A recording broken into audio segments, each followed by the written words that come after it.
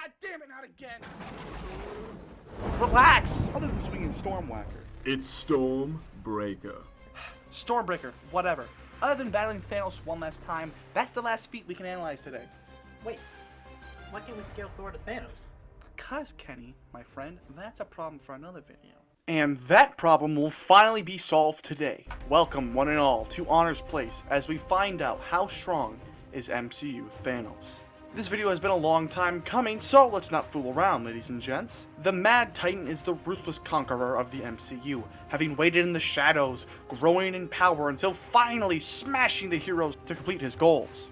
This domination included bloodying Thor, clowning on the Incredible Hulk, tearing through the Mark 50 Iron Man armor, and much more. Let's kick things off by talking about Thanos' destruction of the Green Giant. Despite his best efforts, the Hulk gets handily clapped by Thanos without the use of an Infinity Stone.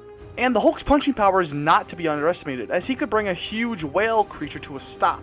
This was a feat we covered way back in my early days of YouTube. It worked out to about 2,000 tons of force. But Hulk has shown stronger punches, like when he and Thor clashed on Sakaar. Their collision was so immense that the air around them was pushed aside like a shockwave, one that was missing from the aforementioned feat. And not only that, but the newly awakened Thor struck Hulk with a lightning-packed punch that sent him flying, similar to when Thor smashed him with Mjolnir.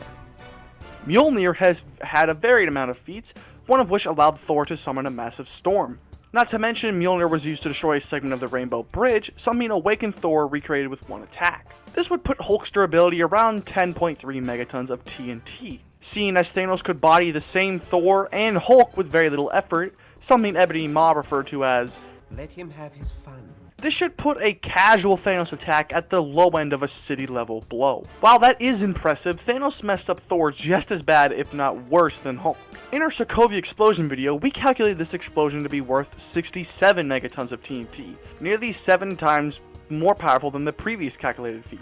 Not only could Thor endure this explosion, but he also was able to curl the weight of these giant rings. In our How Strong is Thor video, we were able to calculate this feat to be worth the weight of nearly 72 million tons. And this does make sense to scale Thanos to, as he later crushed the cube that held the Space Stone. In a Washington Post article, Assistant Engineering Professor Stephen Cranford calculated the strength needed to do so being worth 42,000 tons of force. Cranford also said that this would roughly make Thanos capable of lifting 120 million pounds. Seeing as this was just as casual of a feat as beating up 2 of the strongest Avengers, I believe it's fair to put Thanos at this strength level. While he bodied other Avengers and Guardians fairly easily, they don't have nearly as impressive feats as the previously mentioned characters. Sure, Spider-Man could hold up a 1,460-ton building, and Thanos put him down with a slam. And while Tony gave him a spirited effort, Thanos was able to shred the Mark 50 armor to scraps. The same armor endured getting hit by a chunk from one of Titan's moons.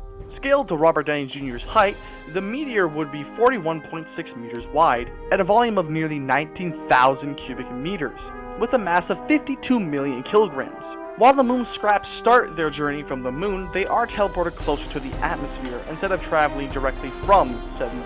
Assuming they appear and start diving towards the surface of the planet, around the lower levels of the atmosphere, a distance of roughly 16,000 meters, if Titan is similar to Earth, and they reach Tony in roughly 6 seconds, they'd be traveling at a speed of 2,667 meters per second. Taking these factors into account with the equation for kinetic energy, Tony's armor endured a blow of 44 kilotons of energy.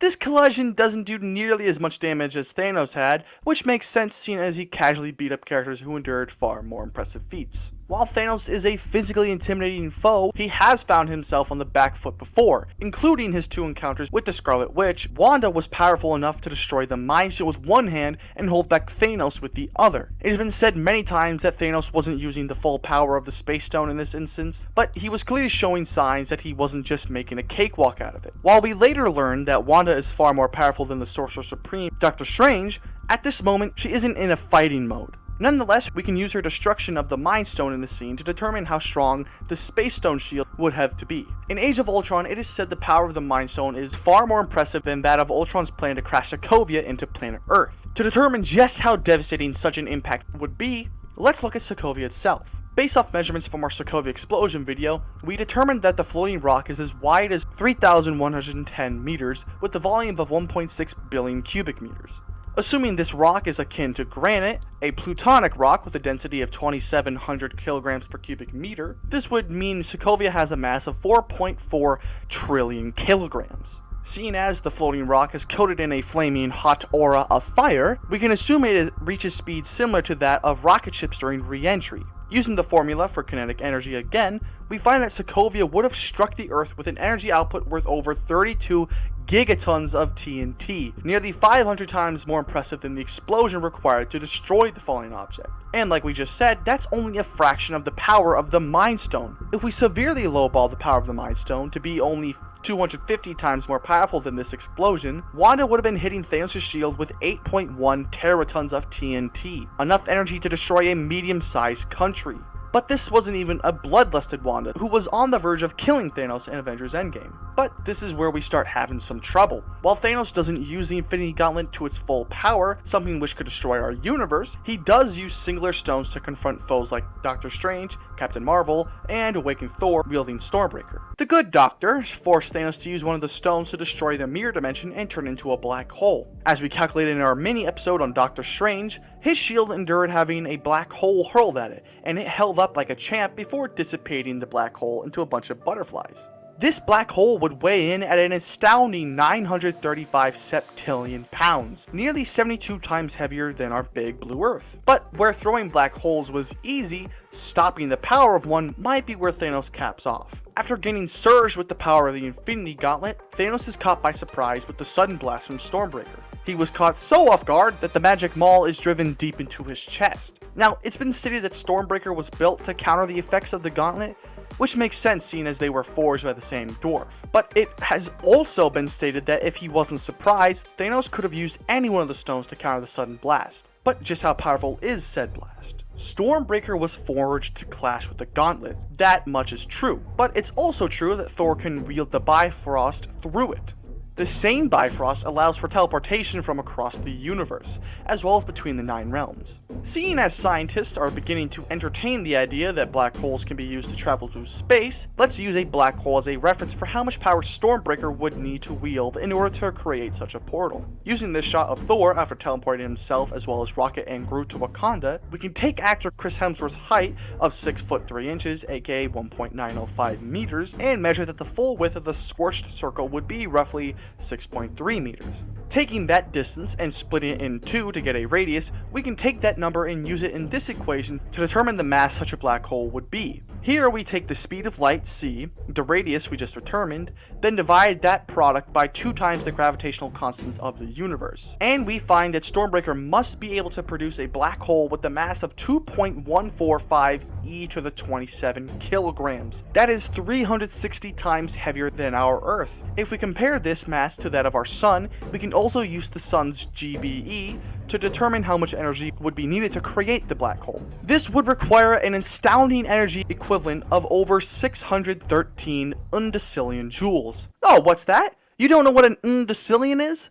Oh, well, it's very simple. You see, you take a million and multiply it by a million, and then you have an undecillion. There you go. Do you see why this video took so long? Like, sure, we've talked about universal level destruction in our SCP-682 video, but that's been like 2 months. Yes, Stormbreaker likely is more powerful than even that. Since he didn't make a spear, he instead made a goddamn cylinder long enough to reach Earth from wherever they were light years away on the Forge planet. But considering that Thor isn't exactly bloodlusted here, it's unlikely the blast was worth however many times more powerful that teleportation feat should be. Then again, we have to consider that Thanos just put the gauntlet together and endured its full might, something he repeats again, albeit in a younger body, in Endgame. And the gauntlet is no joke. In the same movie, Tony Stark says that putting it on could quote-unquote light up a continent. While I interpret that as meaning being able to power all the electronics of a city on a continent, it instead is implied to mean blowing up a continent.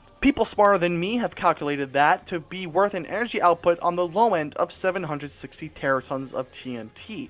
And while it can be argued that the gauntlet was forged in such a way that the full effects of this might wouldn't hit its wielder, Thanos has used the Infinity Gauntlets barehanded and battered other Avengers. While Captain Marvel was seemingly holding Thanos in a standstill push for push, Thanos pulled the Power Stone free of its slot in the Stark Gauntlet and smashed her face in. Keep in mind, the Power Stone was able to cripple a half-Celestial in the form of Peter Quill before Ego was killed, and even vaporize a group of people who would try to wield it incorrectly. Full Celestials were able to manage the stone and even blasted a planet with it, what the people of the internet calculated to be roughly 5 nanotons of TNT. That is 2.091 to the E37 joules, around 1/29th of the power Stormbreaker struck Thanos with. So yeah, I think it's fair to say that this guy is ridiculously powerful and should never, ever be brought back to the MCU, because if they do, may God have mercy on their souls.